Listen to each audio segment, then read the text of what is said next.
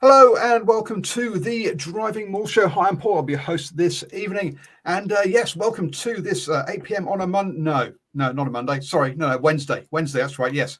I know we are regularly on a Monday, folks, but sorry, yeah, school holidays and work and stuff got in the way. And so hence we have bounced back a couple of days.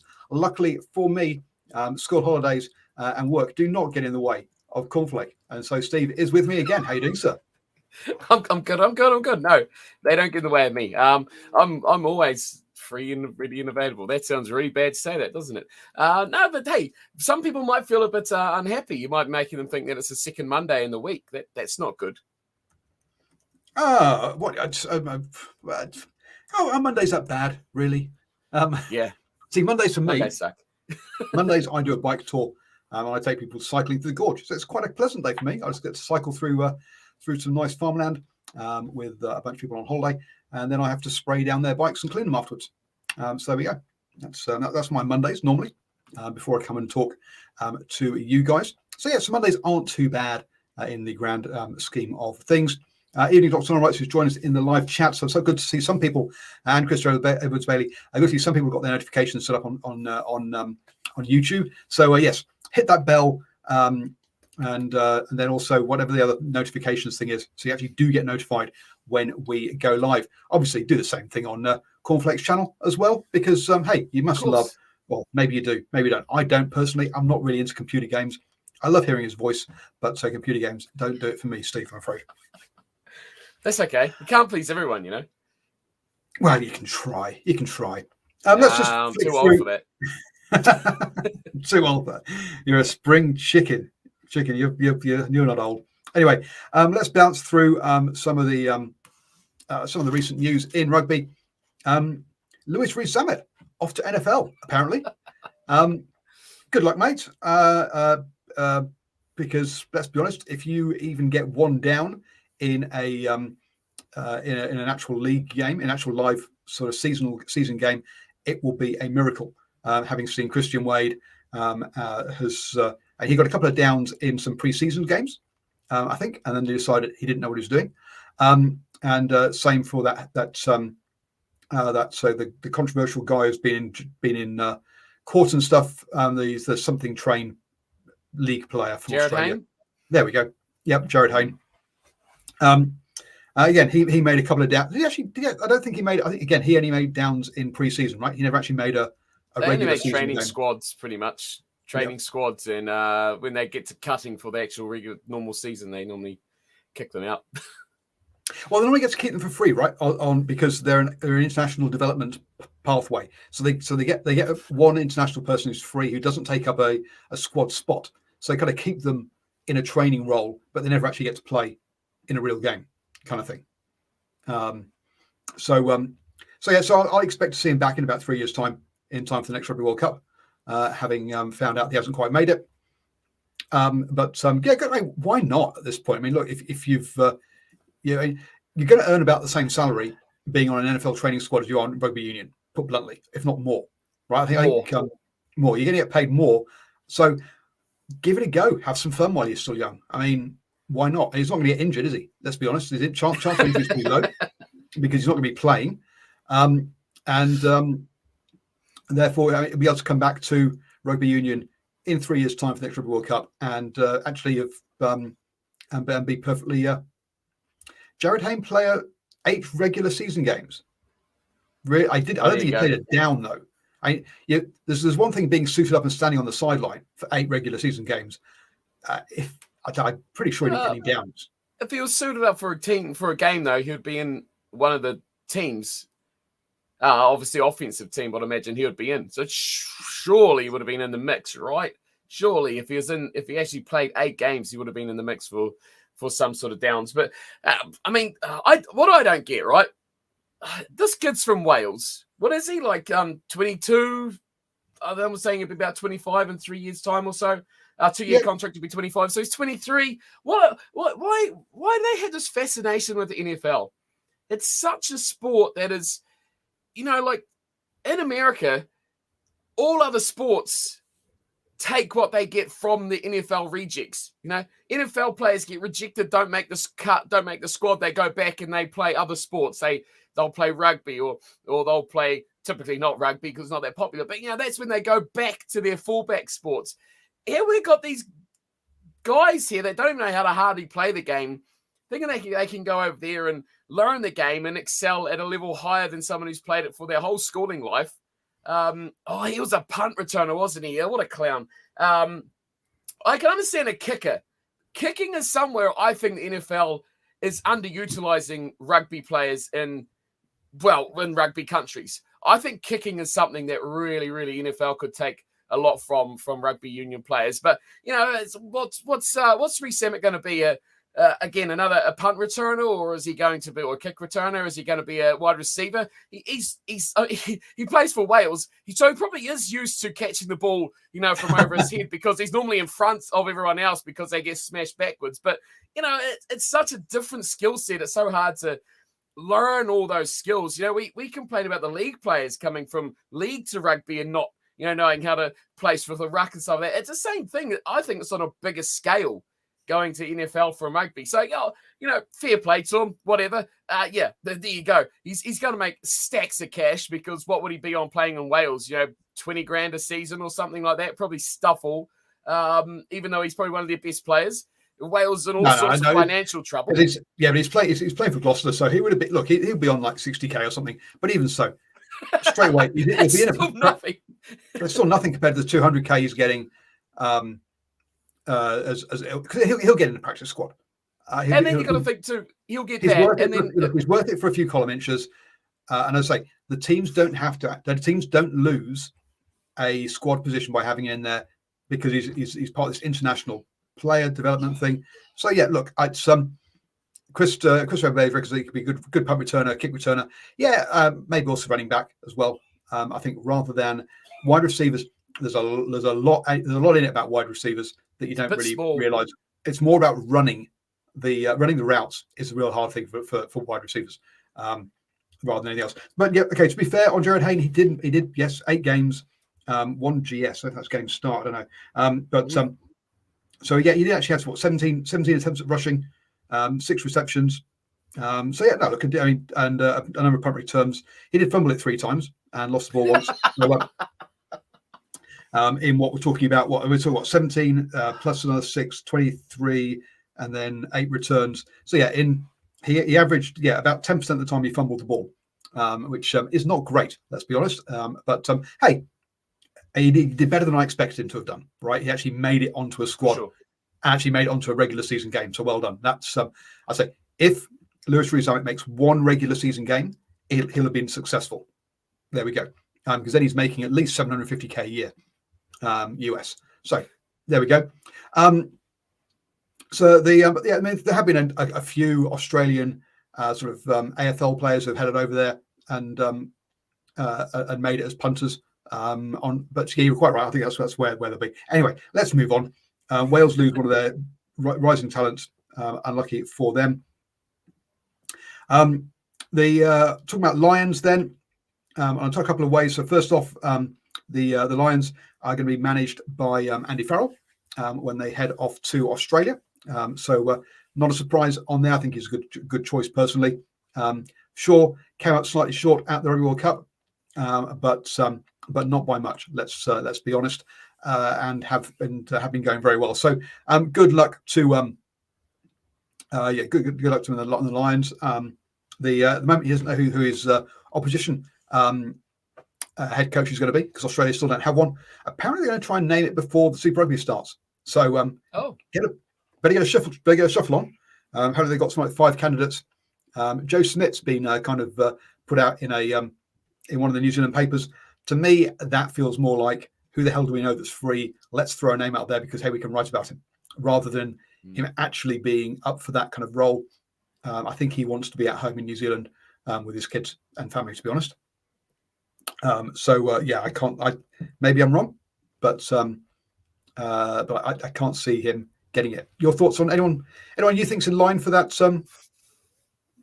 That's probably been the biggest name that's been bandied around, right? On Schmidt, but I mean, how much money are they going to throw at him? They're going to throw stacks and stacks of cash. You know, Australian rugby, they've not got a great track record of that being too successful. But, I mean, the Wallabies are the sort of team, you know, Australia as a nation, surely they should still be able to demand a fairly a good coach, international standards. But do they go to those international standards, or do they try to go someone that's a bit more local, that's a bit more through the grades, that's gone through the Australian clubs, gone through the Australian whole process, staying in Australia? That's the question, whether they're going to do that or they're going to go throw some cash at someone, just like you say, because he's a good name. So we'll see. But, you know, the Lions are going to be tough, right? No matter who they go with.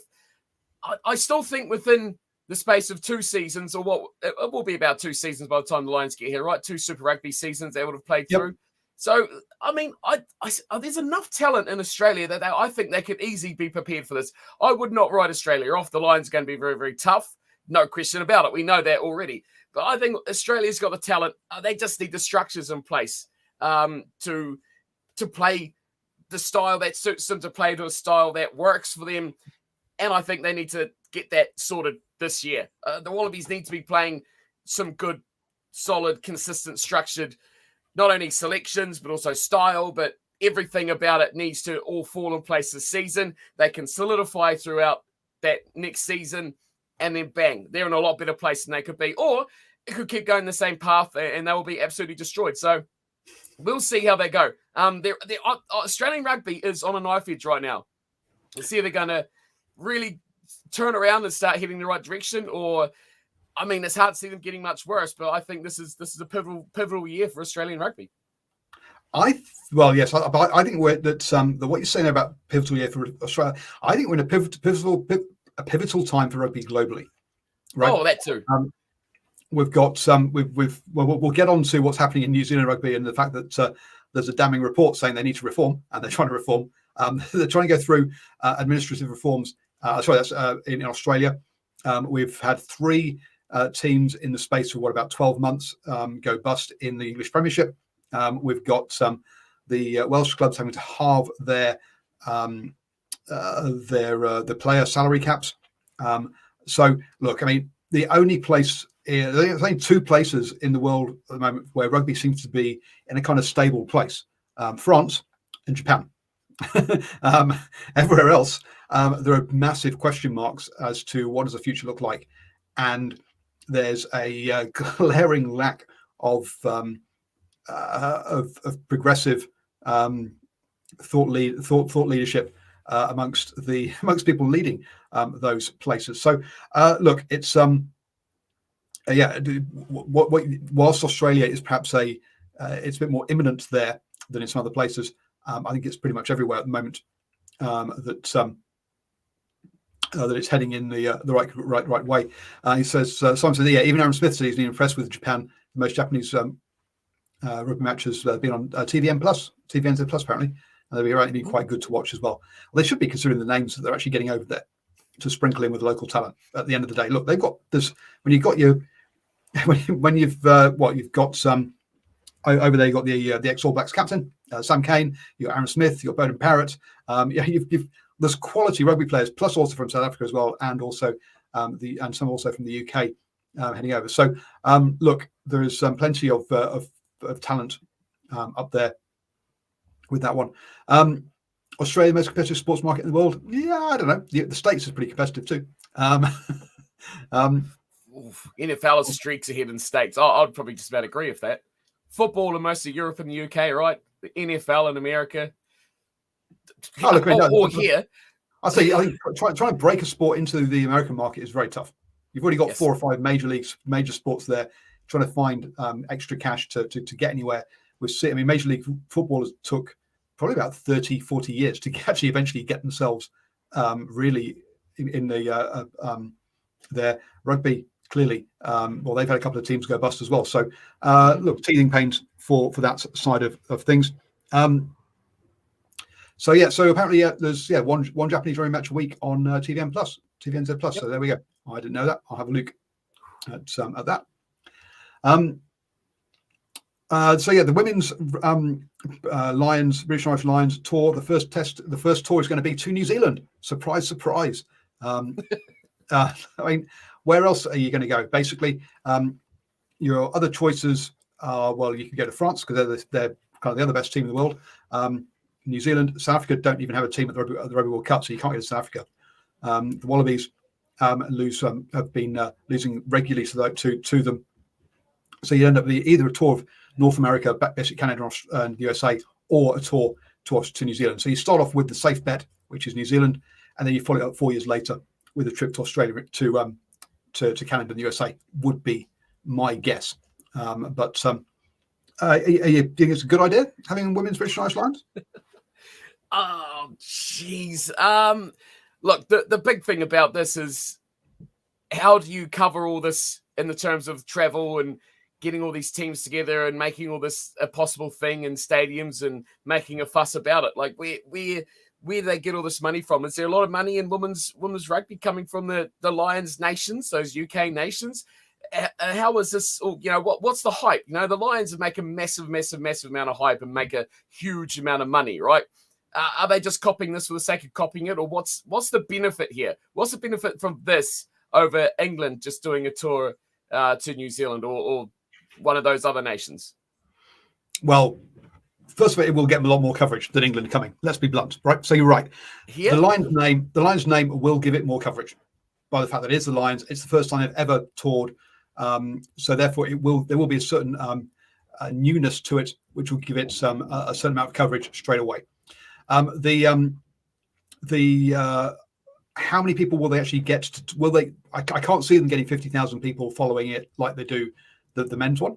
The women's game doesn't have as much a following, but I do think they'll get a decent number of supporters following it. To me, a couple of problems. They're talking about being a five game tour, so 3 test matches against the Black Ferns, plus basically 2 warm-up matches by the sounds of things, probably against Super Rugby Alpaki teams. Why not throw in a game against Fiji? Why not throw in a game who have gone? I mean, why not invite the Wallaroos to come over and play and have a game against them as well? So again, let's just copy a failing structure in men's rugby. Is my main problem with this. Do the women deserve better platforms, more games, more consistent games, better structures? Totally. Don't absolutely agree with that. My only problem is we know the men's rugby is not sustainable in its current format. Either the amount of games they're playing or financially, both of those things it's failing on both. So yeah, copying I don't think is a good idea. But if you're going to do it, it makes sense to bring it to New Zealand. But I would have thrown in a Wallaroos game. I would have thrown in a Pacific Island game as part of that warm up as well. Make it maybe a seven game tour.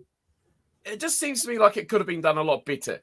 As in, like you kind of say, it's like they've just gone, well, we've got the Lions name, let's try jump on the bandwagon of that, right? It just seems like it wasn't very well thought out, to put it one way. They've just gone what the easiest sort of situation is, the easiest way to try and get a team out there and to try and make something happen. I feel like they need to be a little bit more proactive in the way that they work with what they've got, if that makes any sense at all. So doing something new, doing something different, doing something that's going to, do something groundbreaking, do something for the first time, right? But you can make a first time for anything if you change the name or make a name for it, or, why can't the Black Ferns go and do something with the Wallaroos and hey, it's the first time ever that they're going to be combined for a team. It's easy to do that. But I just think something needs to be a bit more obvious for fans to try and get behind, something that's going to make people want to watch it, something that's going to make the fans go and watch games. I think that's the biggest problem with rugby in this country, and you're going to bring this team here, and I can just see it's just going to kind of just fade through and be a thing, a big deal that's not really happened. I mean, they're going to do it, so they're coming in September, so I guess the which is sort of later than, so we're not going to have. So it's not going to. Well, fine. What is it called now? Bunnings NPC. Yeah, that'll crush it. But look, it's not actually clashing with a men's tour here, which is good. So you might be getting the tail end of the Rugby Championship. So you might get a Rugby Championship game here. So it'll be interesting to see what crowds they can get. Look, I think let's be honest. What does Super Rugby do badly? It puts games in stadiums that are too big for the demand. One of the things they need to do is make sure these games are not in something that's too big for demand, i.e. Eden Park. Mm-hmm. Don't try and have 3 tests at Eden Park because you will not sell them out, right? Look, if you look at the very first Rugby World Cup, I mean, what kind of crowds did they get then? Did they fill every ground? Did they fill every game? I don't think they did. But the thing is now, the focus and the attention is, oh, you failed because you didn't make it first time with 100,000 people. No, let it grow. Give it time to grow. But at the moment, to me, there's just too much. Just trying to make it make things have to succeed first time, or they fail. I think is wrong on that one. So Charlene was asking when in the schedule they're playing it in September. So it shouldn't clash with the Pac 4s. For example, it'll be after Pac 4s in the year. So which is the Black Ferns, Wallaroos, USA and Canada annual competition that they have. There was a question earlier on, I think, from Simon saying, do I think that the Lions are struggling? No, I think the Lions is the one brand in, what is British and Irish. Christopher says, would you say the British and Irish Lions is failing? No, I don't think it is. I think it's the one brand that is actually surviving and doing well. That and the Rugby World Cup are the 2 brands that work in rugby. Everything else is, and the Six Nations, to be fair, Six Nations works. It destroys the rest of the calendar for everybody else when the way it's positioned. It just annihilates any other rugby. Means that any other rugby is doomed for failure. But yeah, the Six Nations, British and Irish Lions, and the Rugby World Cup are 3 things that aren't failing. Everything else, including Sevens Rugby World Cup, is struggling. I think maybe Sevens at the Olympics because the Olympics just carries everything. So it's hard for anything at the Olympics to fail. But those to me, I think, are the brands that are working. Do you think any others are working? I think, Jesus, Six Nations, I want to wait and see. I want to wait and see what's going to happen this year. Typically, yeah, it's good. I mean, the World Cup works well. I mean, you put World Cup next to anything, right? And it goes quite well. But yeah, the Lions. I mean, the Lions are so few of. That's the thing that makes the Lions work, right? Is because it's so long between. It's an event, and you get all these things wanting to make. Oh, let's do this global tournament is like a World Cup every year. That's bad. That's bad. That's going to majorly nullify the whole effect of the World Cup and make that not such a big event. So no, I think most globally, most tournaments are struggling, are going downhill a little bit, but the Lions will always, again, because of the time, it's like a World Cup. It's a big deal. I think it'll always be a very, very special event, regardless of the year, regardless of the strength of opposing nations. But what I do ask you, though, is how long will it take? How long will it take before the English start complaining? Oh, it's an Irish coach. It's going to be full of Irishmen. There's going to be no English players in the team. I can see it's going to happen. Mark it on your calendar. It's probably already happening already. Probably the back page of the Sun. Is that a newspaper over there? Yep. Like, Farrell in charge of Lions means no Englishmen. I can see it now. Yeah, probably the Lions still only benefit three nations. Only benefit 3 non-British and Irish nations. Yes, but even so, look, it is a brand that is surviving. Does it help spread the game? Not necessarily, but it's a brand that's surviving. That's for sure. Six Nations then kicks off on the 2nd of Feb. Our time, Friday, 2nd of Feb. Really, 9 o'clock in the morning on a Friday. That's wrong. Yes. Okay. No. That's Friday night game. We live in the future. No, that'll be Saturday morning. They've gone and it hasn't changed the whilst it changes the time on the Six Nations website, it doesn't change the date. It doesn't realise that we live ahead of time. So yeah, basically a couple of weekends time. So we'll have something else to talk about soon, which is good. We have squads today, don't we? Too. Yeah, we do. But we're overrunning just a lot. So it might be next week. We'll do the squads. That's the idea. Because something I want to talk about is Mark Robinson's 6 wishes for 2024. So he's come out and said that there are 6 things that he's looking forward to, or looking at doing in 2024, and focus areas for New Zealand rugby. So he wants to build a more accessible, engaging, and inclusive sport that is safe and underpinned by a strong, sustainable financial model are the key focus areas for New Zealand rugby. There we go. So the first one is improve player safety. We want to continue to focus on player safety in the game, particularly work around doing concussion research, and incredibly proud of the word leading to be word leading this space. And we'll consolidate our focus on game innovations in the community game, including reduced tackle height, which has had a successful first season across community rugby. Yeah, that's all good. It's a shame that the secondary school rugby has decided to ignore it. It's all first 15, as it's known in New Zealand.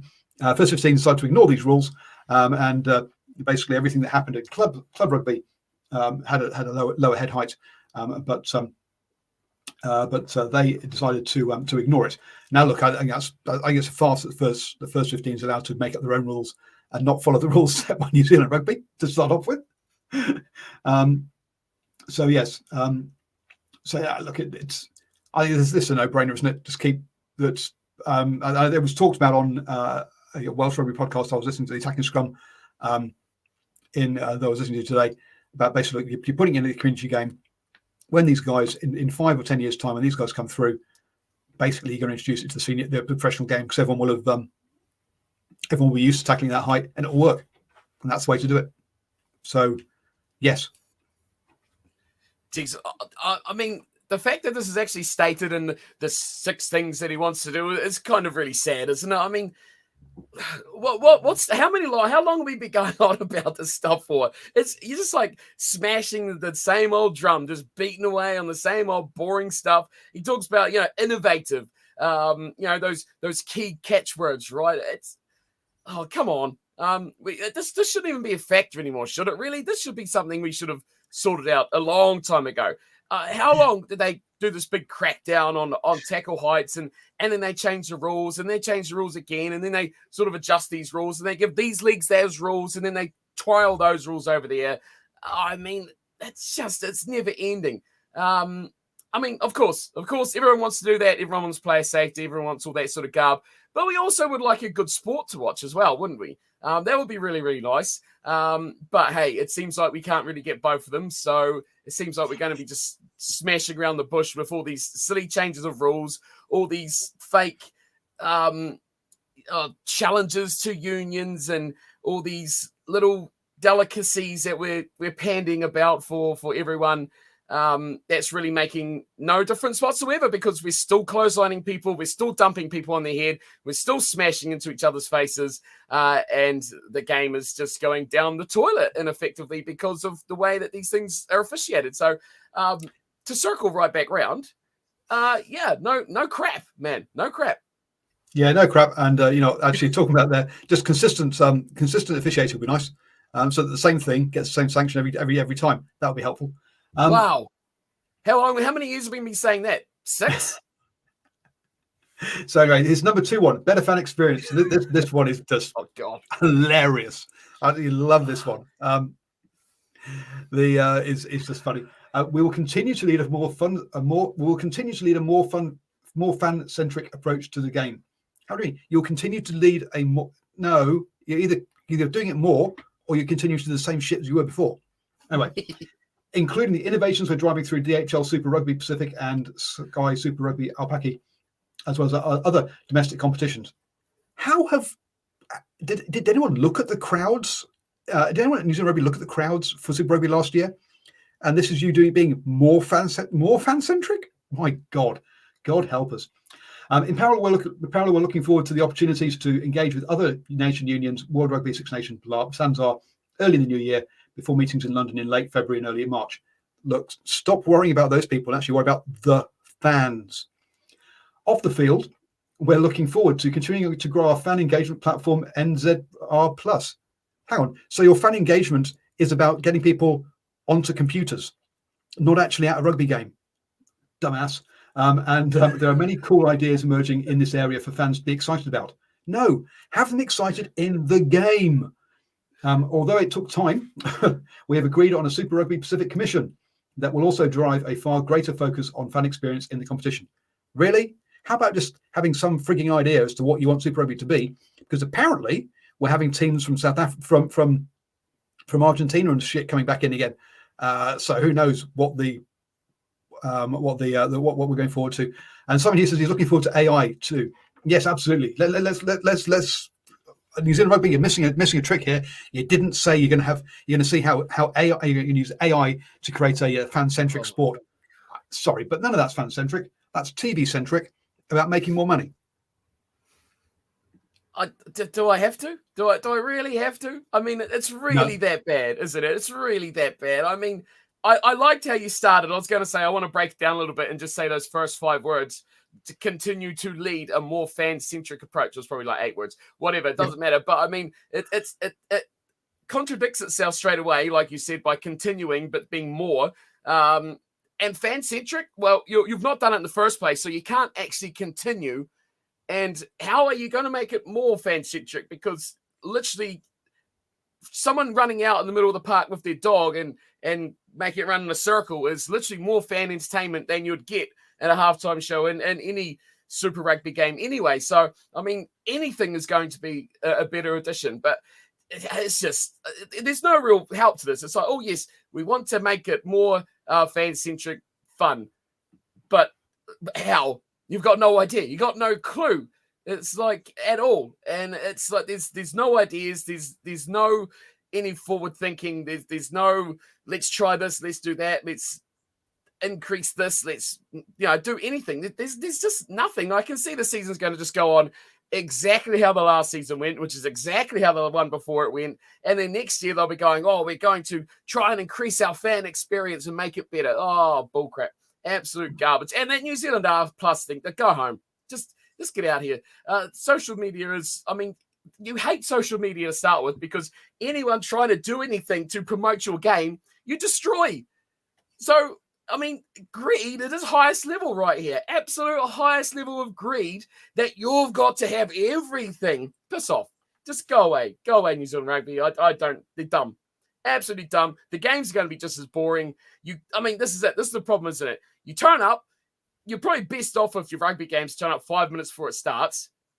You're probably best off going and queuing in the big line for a beer because, there's nothing else to do at half time. And as soon as it's finished, you probably want to leave a little bit early to get out of the traffic anyway, because let's be honest, unless the game's nice and close, what else is there to stay for? Rugby's got a lot to learn, man. It's got so much to learn, and these guys are not the ones that are going to lead it. We could do a whole hour on that.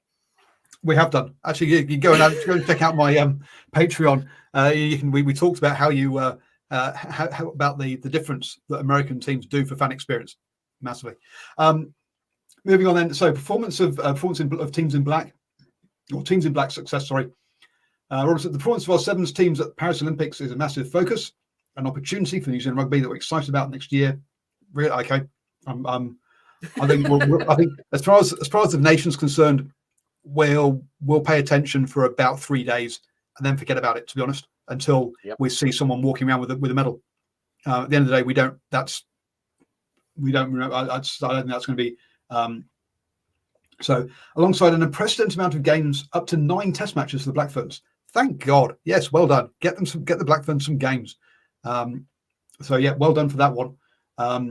As they head towards the Women's Rugby World Cup in 2025.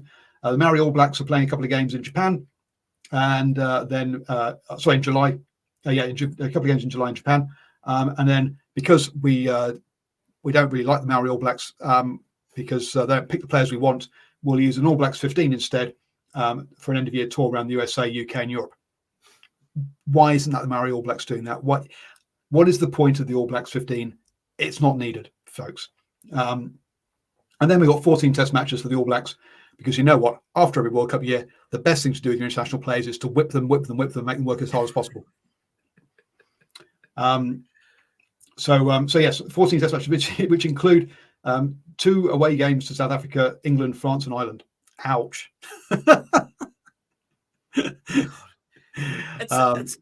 It's chaos, man. It's chaos. I mean, I agree with you. The sevens, I mean, the folk, like, let's be honest, no one will care about the sevens, like you say, until there is gold medals being handed out at the end when whoever plays Fiji in the grand final, right? In the gold medal match.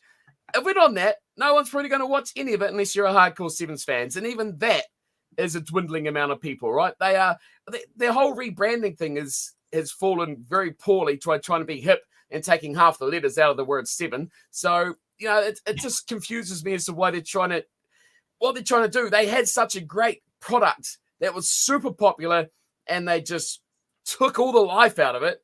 And now I'm trying to make up for it. But anyway, that's sevens. No one really cares. It's fun to watch. And like I say, we'll watch it for 2 or 3 days because it's the Olympics. And like you say, the Olympics are the thing to watch. It's not because it's sevens. It's because it's the Olympics. And it's the biggest deal about. And then everyone else, why do we have so many All Blacks teams? Why? I read that before and I was just like, why? Okay, let's have an All Blacks 15, or let's have a Māori All Blacks side. Let's be honest, pretty much anyone who could be in the All Blacks 15 could pretty much play for the Māori All Blacks anyway. Is it really that much of a bigger deal? I've not seen, Paul Tito can get in the Māori All Blacks. I can probably get in the Māori All Blacks, let's be honest.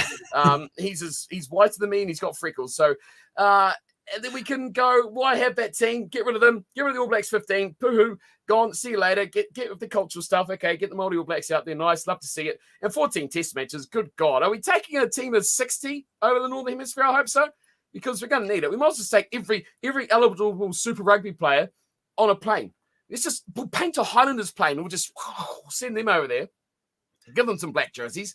You know, if you've got a Super Rugby contract, you're an All Black contract now. Because you've got to play 150 million minutes of rugby in a year. Actually, the Northern Tour is only 4 games, I think. So because you have 3 games for the July tour, for the incoming tour. And I forgot who's coming this year. England. So 3 games against England. Yeah, that's going to be the most mind-numbing rugby for. Look, I'm English. I was over the actual moon that we came so close to making it to the Rugby World Cup final. But boy, oh boy. 3 games like that when it's not a Rugby World Cup final on the line, ouch. Anyway, so 3 games there. He then got 2 against Australia, 2 against South Africa, and 2 against Argentina as part of the Rugby Championship. Oh. Right. The extra Bledisloe World Cup game at a guess. Let's get you up to 10. Your game against either USA or Japan because we need the money. And then your 3 games in your Northern Tour is your 14 games. So, and then 16 rounds of Super Rugby. Yeah. On top of that, yes, crazy. So, I don't understand. I mean, they know what makes money, right? I mean, and that All Black brand is their biggest money maker. So, but the thing is, though, is you're going to oversaturate your market sooner or later. Especially the more times you go to America, the more times you go to Japan, you're just going to people being like, "Oh, I went to that 6 months ago. Why would I go again?" It's not like, "Whoa, this is the first time in 6 years the All Blacks have been to." Wherever in America, for us, I've been to Seattle, whoa, this is massive. It's like, oh, they're here again. That's a bit bizarre. So, I mean, mix it up. Don't go to all your, keep your trump cards for as Trump. It's like making the Lions a yearly tour. Imagine what that would do. It would absolutely kill it. That's what the All Blacks are doing with the All Black brand. That's why, we have 3. Yeah, we've got 3 things that are successful, and 2 of those happen. Oh no, all of them happen every 4 years. That's why they work, right? Yes.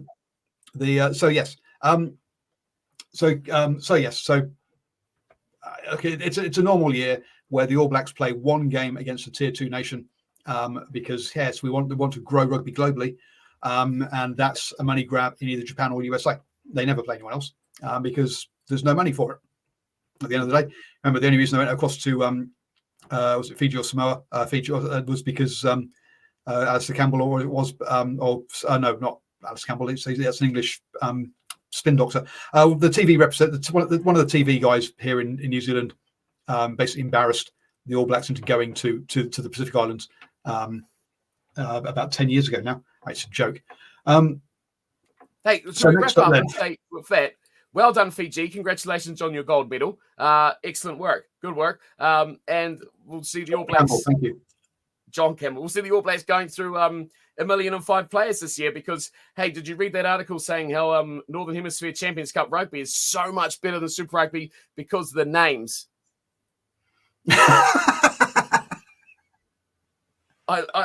There was an article on Rugby Pass. I couldn't help but comment on and say, yeah, because developing youth is a great way. Not developing youth, I said, is a great way to keep your country's game sustainable. What an absolute idiot, absolute clown. I hate opinion articles about rugby.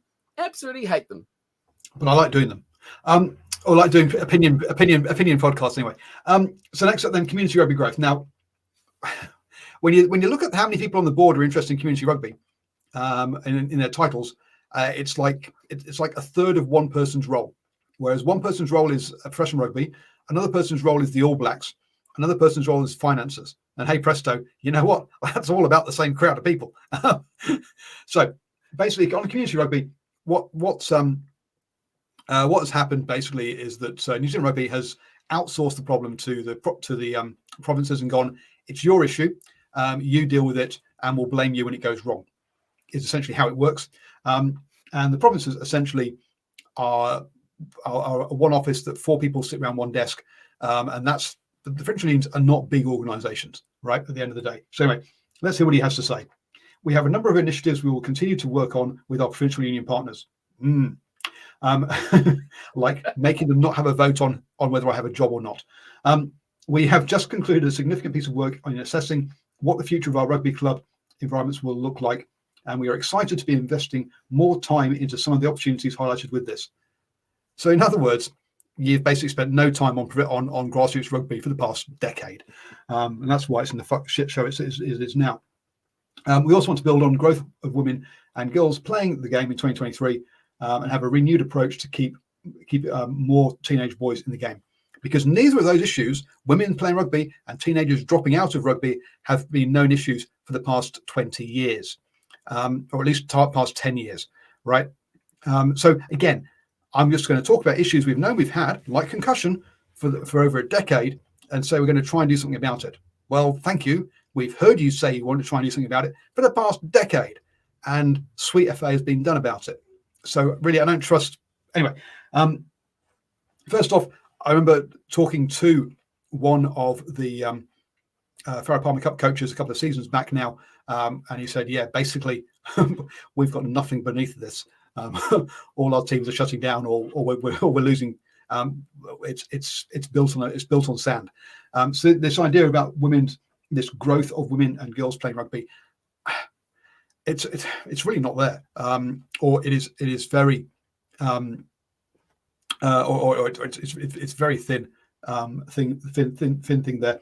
Teenage boys, that's all first 15 and high schools. You've just told us you can't change how they play rugby by lowering tackle heights. So how do you think you're going to be able to tell them how to keep their players playing rugby? You're not. You're going to the big failure. Unless you're going to take the game away from high schools and back into rugby clubs, you're not going to change that.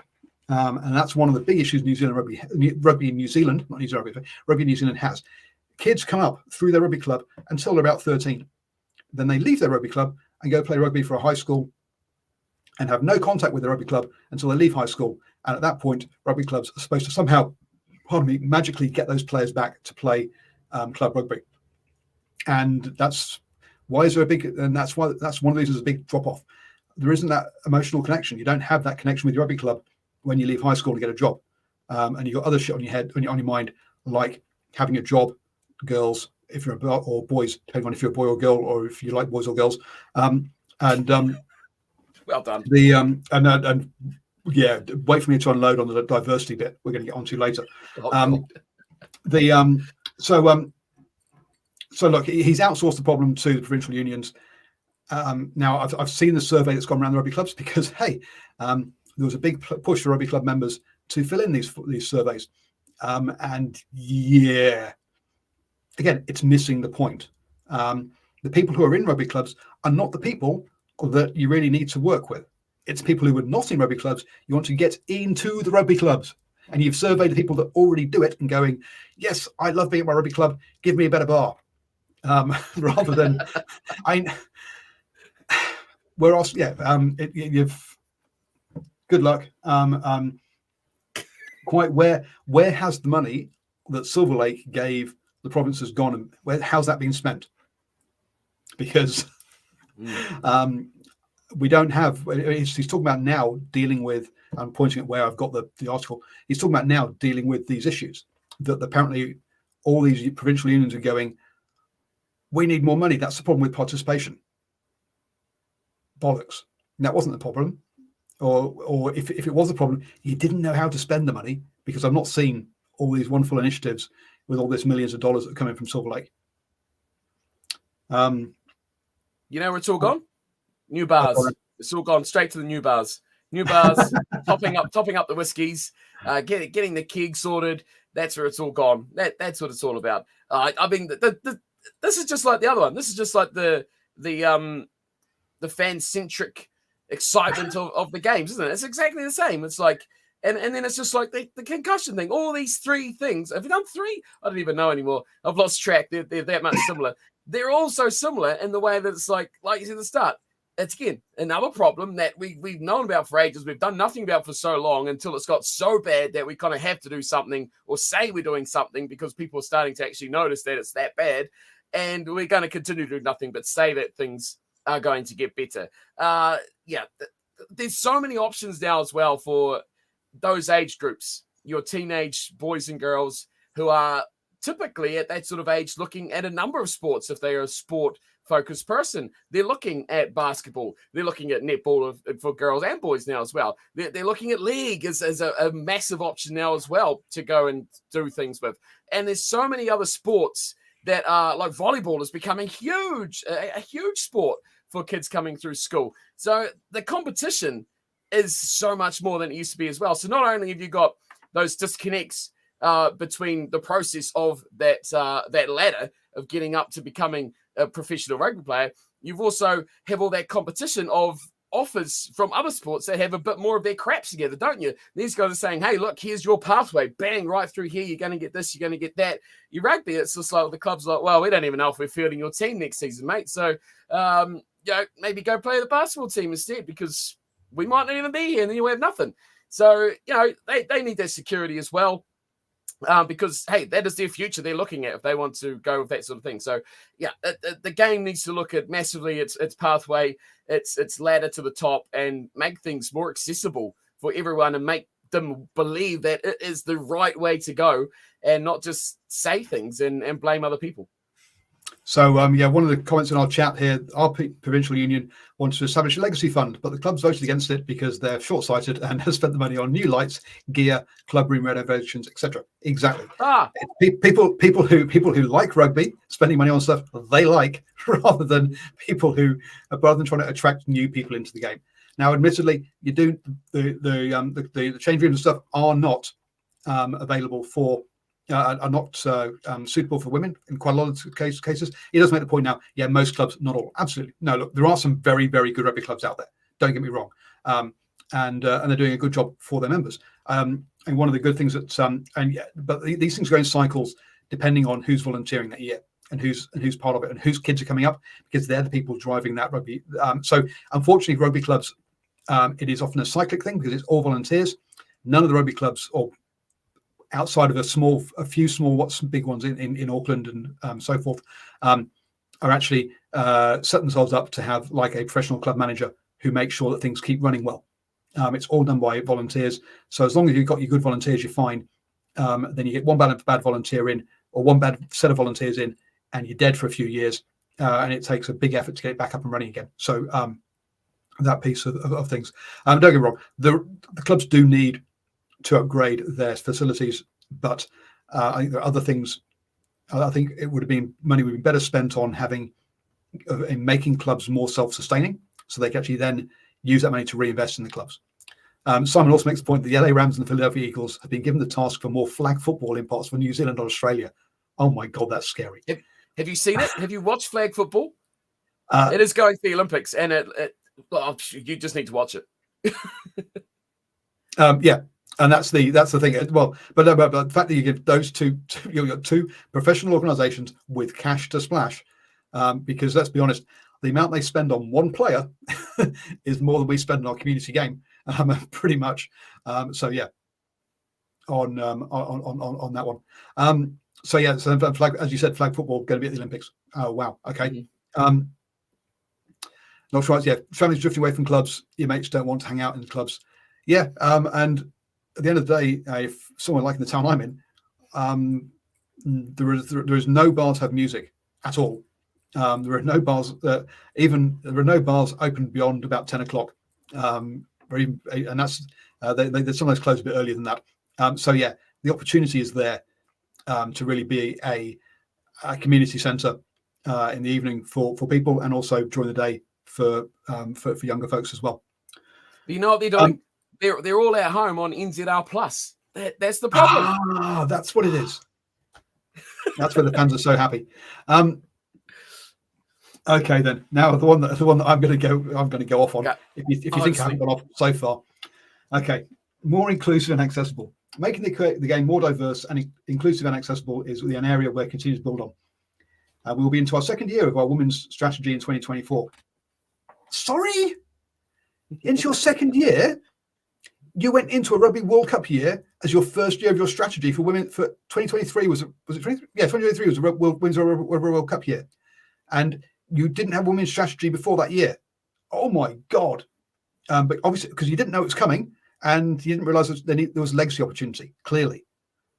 Anyway, sarcasm aside, we have made some great strides in this area over the last couple of years. Look, I was covering the Farah Palmer Cup for 4 or 5 years.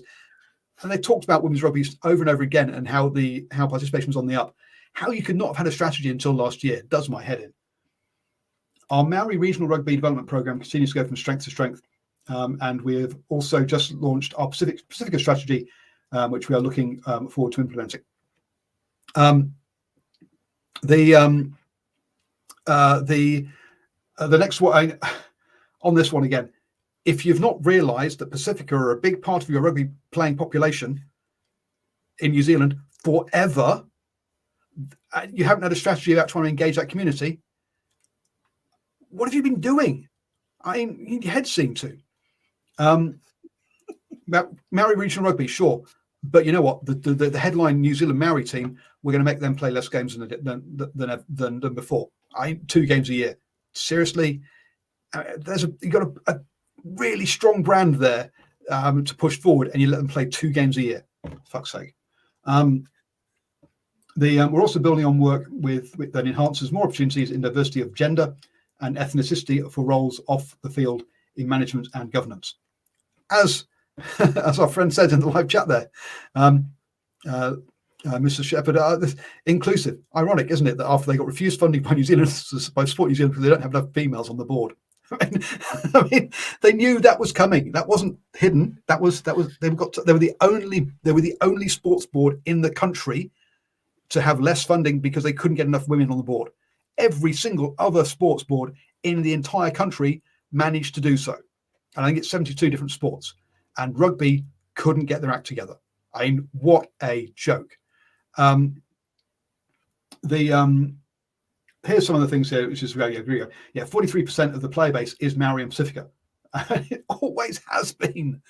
The review noted that 48.2% of volunteer administrators are female, but only 9.3% of rugby coaches and 5.7% of female rugby referees are females. So you know what? If you'd like to be in the kitchen, please, and make us our club sandwiches, we'd love to have you here. If you'd like to bring Johnny along for junior rugby, we'd love to have you. But as soon as you want to give us an opinion, please shut up. It is just unreal on that one. So yes. You didn't need a crystal ball on all of this one here. Yeah, I mean, rumours of Moana Pacifica going off to Hawaii base. I mean, already they're not playing all the games in one place. They're roving around. They need a home, and they need to choose where it's going to be. Having a team, I think they're playing in 4 or 5 different stadiums. They only have 8 home games. I mean, seriously? How are you supposed to build a fan base if you don't play more than 3 games in a place where they can see you? It's just nuts. But anyway, that's not about diversity. Before I go on my second rant about diversity, do you want to have a quick any points there? because I've got another piece to rant about on this. You're all over this. Hey, I do agree that the last point you said massively. Like that stat is glaringly bad, isn't it? That nearly half of the volunteers are female, and yet less than 10% of coaches and less than 6% are referees. So that means, out of that 50%, you've got 15% roughly that actually have a role that's not what you say, like you say, just like helping out little bits here or there, or taking little Jimmy here and making stuff for the weekend. That's bad. That's so bad. That's so very bad. But it does scream as well of the fact that they don't identify what their player base or their volunteer base or just their base of people interested in the game. They have no idea what they are. It's like New Zealand rugby has been so head in the sand about, like, we've known this for years, about All Blacks, All Blacks, All Blacks, All Blacks, All Blacks, All Blacks, All Blacks here, All Blacks there, All Blacks this, All Blacks this. And everything else is, like you said, it's in sand, it's sinking away, it's falling away, it's crumbling. And this is their answer? Just this sort of garbage? I mean, all of these things are just words, because there's no meaning behind it. And we'll look at this in a year's time and we'll be in exactly the same place, if not worse. But yeah, I don't have anywhere near a rant of yours. Well, then the next one is about the transgender side of things as well. So the next one is going to be basically because New Zealand rugby has, from memory, I think it was less than 5 transgender players from transgender women players. But apparently now the government's pushing forward a policy that they're not allowed to play transgender fields are not allowed to play competitive sports because of the fairness and the safety about this. Now, community sport is about doing it with your friends. It's not about professional sport. Don't get me wrong. That's about being fairness and about being competitive and winning. Community sport is about taking part and community. Right? So this fairness business, whatever. Then I remember being at Farah Palmer Cup game up in Auckland, and I tried to do an interview with 2 players from the Auckland team because the prop was literally twice the weight of the winger in that team. Now, if we're talking about safety, having players who are literally twice the weight as another player on the same pitch and be able to tackle each other. Well, actually, they're on the same team, so she shouldn't tackle her own player. But you get what I mean. But apparently, the less than 5 transgender athletes are the safety issue for rugby. Fuck off. Sorry. What women are worried about in rugby, and this is from an opinion article, this is not from me, written by women, is, let's see, the Blenheim gymnastics coach who was done for how many years of 29 charges involving several girls under the age of 12 and being sexually inappropriate with sexual indecent acts. Sorry, that's what women are worried about, not about a trans player on the pitch.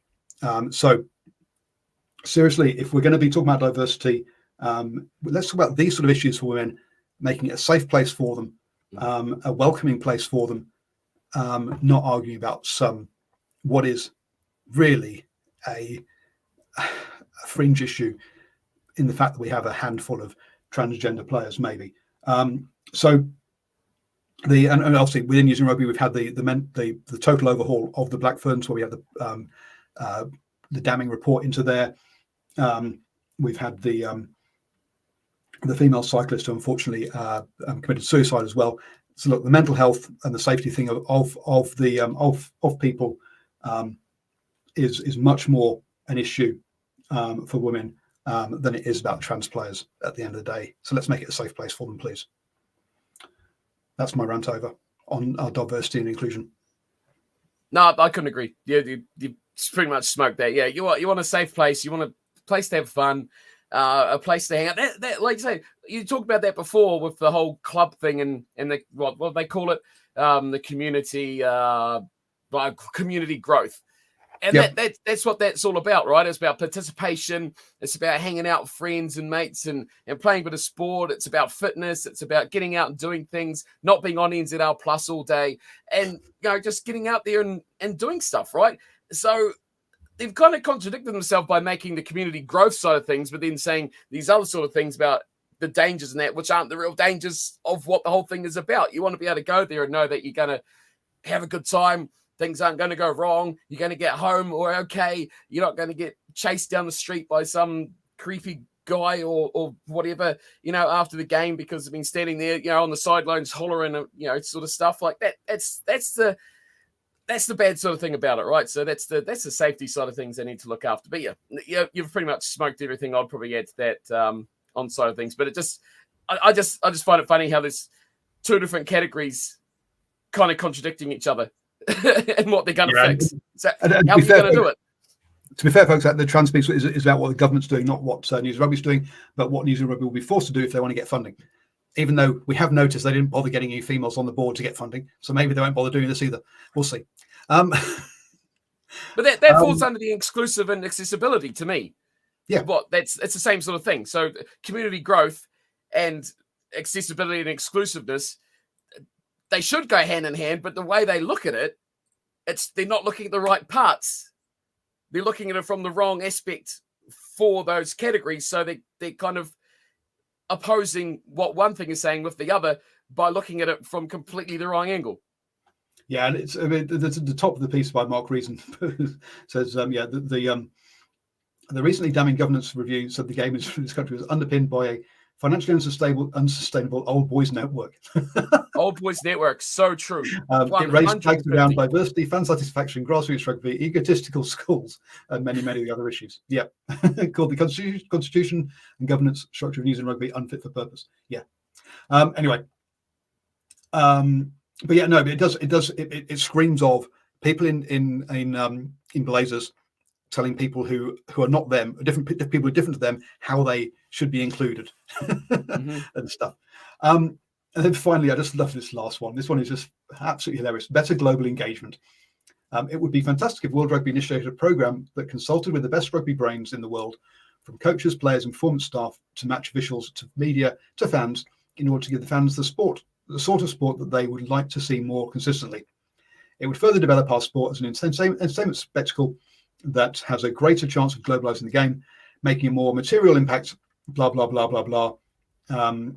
Would allow imminent calendar competition changes to drive blah, blah, blah. Right. World Rugby already has all its committees and all its working groups that are supposed to be the best brains on rugby. And you know what? They ask you unions, i.e. New Zealand Rugby, and also the RFU and all the others, to put people forward for these committees, for these working groups. This is part of your job. You're supposed to be putting the best brains in there. Have you been putting shit ones in there in the past? Is that what's happened? Sorry, but you literally vote on the council to say whether things happen or don't happen. And this is just, World Rugby does this. It's what World Rugby does. If you, as the council members, put the wrong people forward, that's your fault. That's not World Rugby's fault. What the hell? Seriously? Just because they haven't got the right ones that you want, they're your views, doesn't mean they haven't got good people who know rugby. That one just flabbergasted me, this last bit. They're talking to the wrong people because they're not my people. How fucking blazerish is that? You're on fire. You're on fire. Hey, what I like having about a total meltdown, let's be honest. I like about this one. This is a shot. This is a shot at World Rugby, right? This has got nothing to do with what he talks about. He's just popping a shot off, and I find that very, very intriguing because they'll know and they'll be seeing this sort of crap, and a lot of stuff flows between NZR and obviously World Rugby, right? And they think they're like this, and I think this is maybe the start of an interesting relationship, maybe development between the two of them. But this is, I think that's interesting. The shot at World Rugby, the rest of it is just blubble, blubble, blubble. But further develop our sport as an entertainment spectacle, that's a shot at the rule changes and the law changes, and a greater chance of globalizing the game. Another shot at World Rugby, making more material impact emerging markets such as US of Asia. I mean, that's a shot at World Rugby, and that's a shot at himself effectively in the way that they limit what people that aren't part of World Rugby / unions are able to do. I mean, we all do stuff that would go into emerging nations, right? I mean, all these people that do highlights or do like shows like this or any sort of stuff that gets so limited would do exactly that, you idiot. And they do it for free. You know, it's at no cost to you to grow your game into emerging markets. I mean, shots. He's just took a 5-punch jab at poor old Bill Beaumont, who's just sipping on his wine and crunching his crackers until he can, at the end of the year when he gets booted out of there, please, by someone who's got half a brain. That's just crazy. Look, Bill Beaumont has tried to get things through in the past. Like he said, look, you should give the World Rugby World Cup to South Africa. And what happened? They all voted against him. That was his recommendation, his team's recommendation.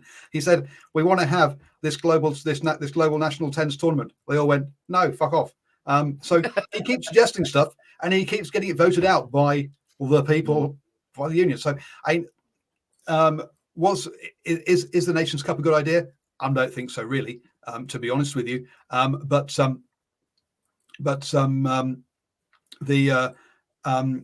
No, Bernard Laporte is apparently not likely to be the next World Rugby president. Simon, apparently, John Jeffrey is favourite to take over. Bernard Laporte being being basically indicted by the French government by the French police for and getting kicked off. What was Bernard Laporte, wasn't it? Getting kicked off the French Rugby Board for basically bribery at the end of the day, and interfering with judicial processes within the French Rugby Union. I don't think he's going to get the role. Look, Bill Beaumont has tried things, and everything he's tried has basically been shot down by the unions.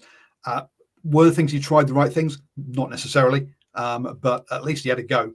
Whereas the previous crowd didn't even have a go. Look, he's going to have left having done nothing, but that's because they won't let him. And will John Jeffrey do anything different?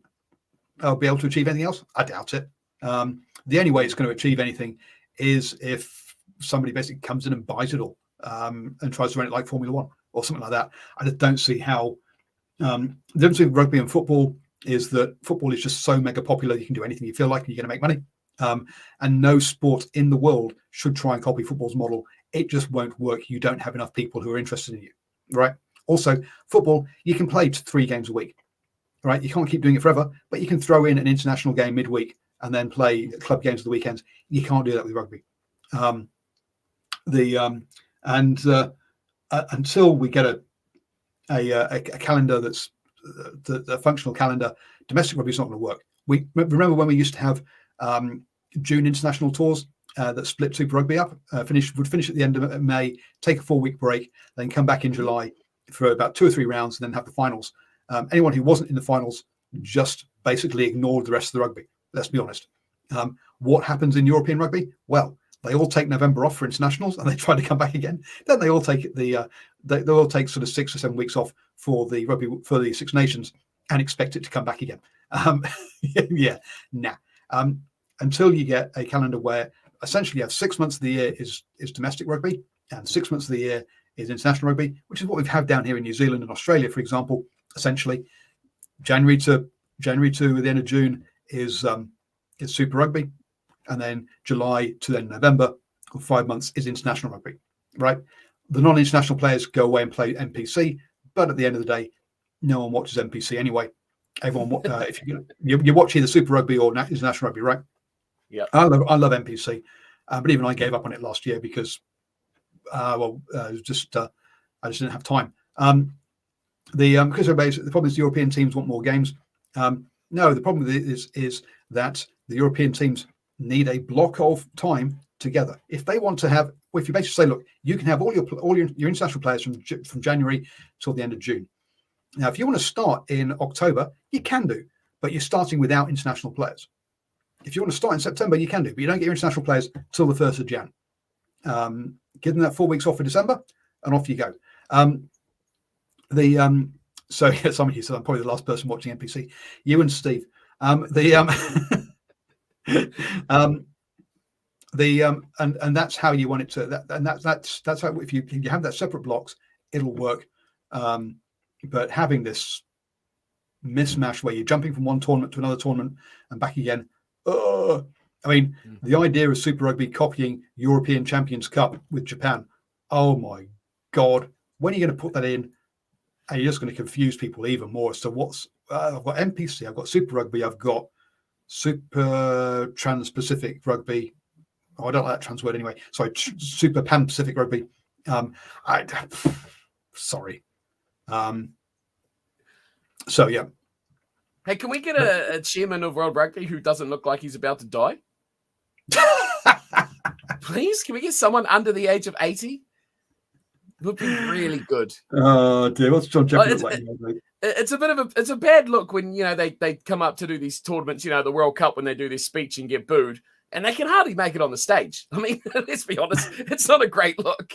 He doesn't look good. He looks like he's a bit of a. I mean, how old is he?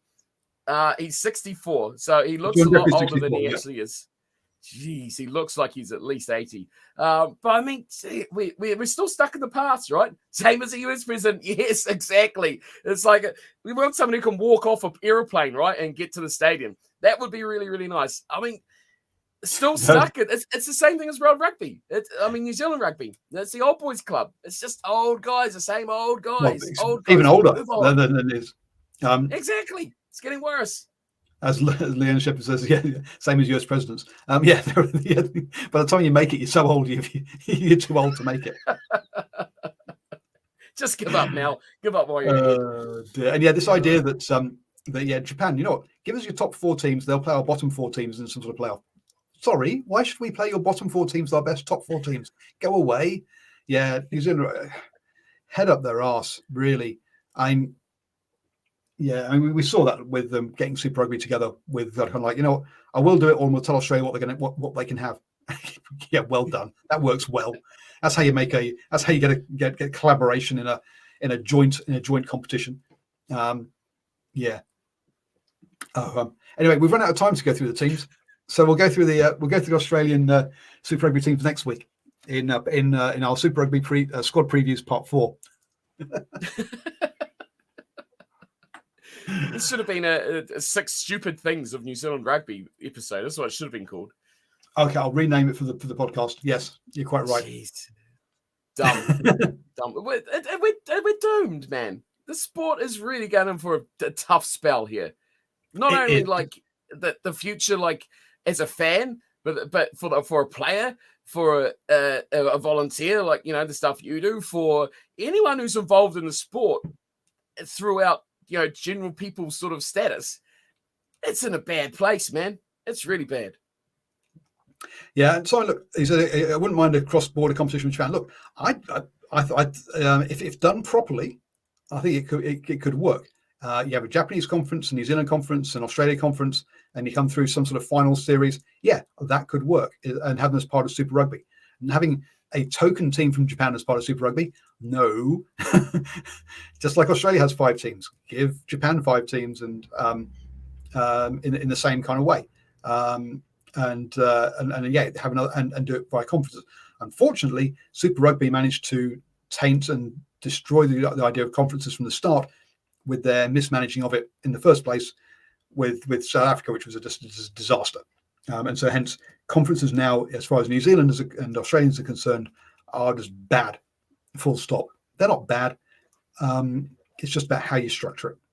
And that first one was structured misunderstood so badly. Yes, exactly. Misunderstood. Just like teenagers and the youth of today. The future. They could be World Rugby chairman in 80 years as well. So Chris Robert says, I think if you're in France, Japan, Ireland, and some other URC country, you think the sport is doing great. Right. No. If you're in France, yes. If you're in Japan, sure. It's doing better than it ever has done. In Ireland, no. Ireland, yes, Ireland are doing okay. But they also know that across the border in Wales, the people they're playing are a disaster. That they know they don't really want to be playing Italy and Scotland as well. Look, they know that their competition, the URC, doesn't bring any cash. So no, they know that they know they've got issues going on there. Absolutely, especially as oh yes, yeah, the real champions are the the Champions Tournament game between the Crusaders and Munster should be interesting, with Munster sat in 10th in the URC Championship table. Are they down to 10th now? Wow, jeez. I mean, they've had their international players from maybe 4 rounds, 4 rounds, maybe. Like taking out the Champions Cup games, for actual URC games. They didn't come back for ages after the World Cup. So yeah, they struggled, man. They've really struggled, but boy, 10th is bad. And they ain't going to have them for that game either. So it's not going to be a spectacle, that's for sure. Christopher Bay says it seems like an issue for this Anglosphere. Yeah, but that's basically because, let's be honest, rugby is an Anglosphere game. It's not France, Italy, Japan. South Africans might argue they don't speak English either. They speak Afrikaans. It is. But if rugby is in South Africa, look, is better than other, is surviving better than other places, but it's not where they'd like it to be either. They're enjoying being part of the URC and European Champions Cup and stuff at the moment. I'm not sure how long that's going to last and whether the URC really has a future with that much travel, unfortunately. Potential of them merging? Premiership, URC? The way the Premiership's going, there is potential definitely of change. Because they keep going bust. The Welsh want to see an Anglo-Welsh league, and I could see actually an Anglo-Irish league, maybe that, and then kicking Italy and South Africa out of the URC in that kind of sense, because then the travel's still low enough.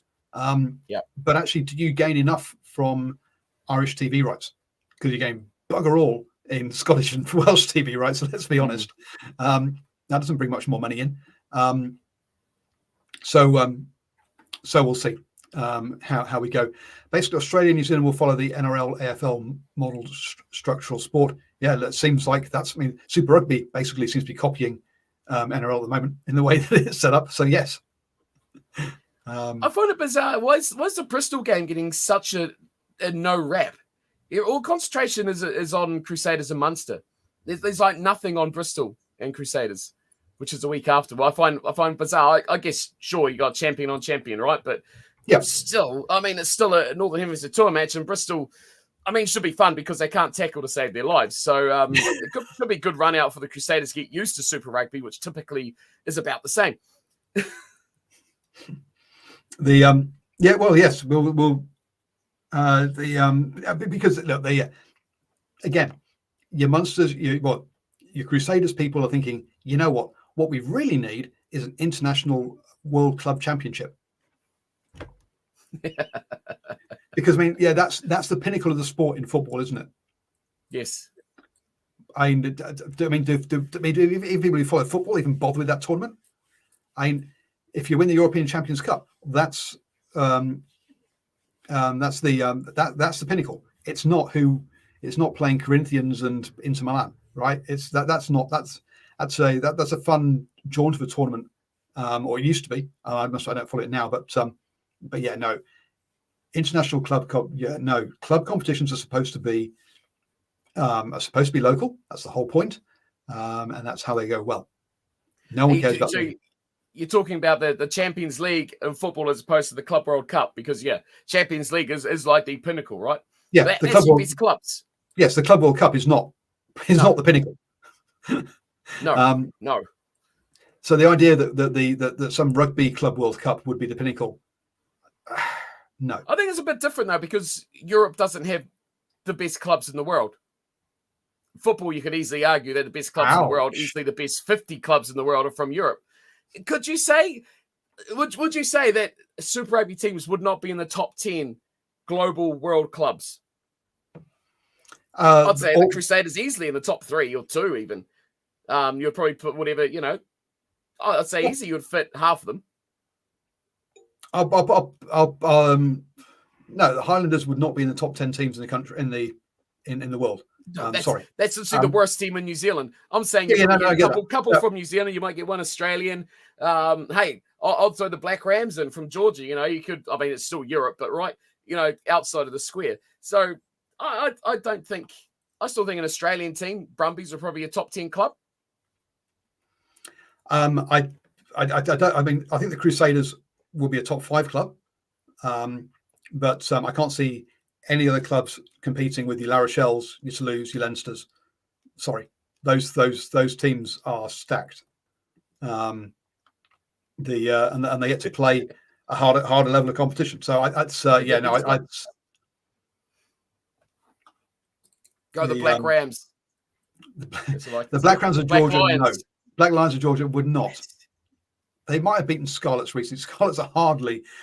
Scarlets are in 13th in the URC, right? The Scarlets are not a good team. Right? No matter. A win is a win. A win is a win. So, I would like to see that now. I would like to see a full-on club league. And you know what the big difference would be? Would you really think that La Rochelle would come to Canberra and beat the Brumbies? If they send their first choice team, yes. It's whether they bother sending their first choice team. They don't like going to South Africa. How the hell are they going to like going all the way to Australia? All those teams hate travel. They hate travel. I think, if any team went over there, massively. But boy, coming over here, I think it would be a lot different. It's you're going back to the whole look at the South African teams beat everyone, right? Until they travel. Back in the day. Look, some years we just scuff all the domestic competitions, have one big world domestic competition with a ridiculous travel schedule. Just have elimination. Have your own league. Elimination. Top 1 or 2 representatives go to a single spot somewhere like Japan, Hong Kong. There you go, Hong Kong. We all go to Hong Kong and play a straight knockout of the top 8 teams. Top 8, Super Rugby. You got a top league in Japan. You got a Premiership, a URC, a top 14.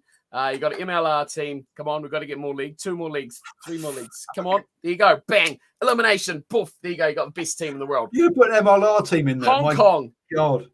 Hong Kong. It's on. It's on. As Christopher Bay says, rugby needs more complication and more travel. Absolutely.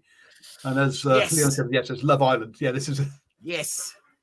Just think of the global support they would have. Just think.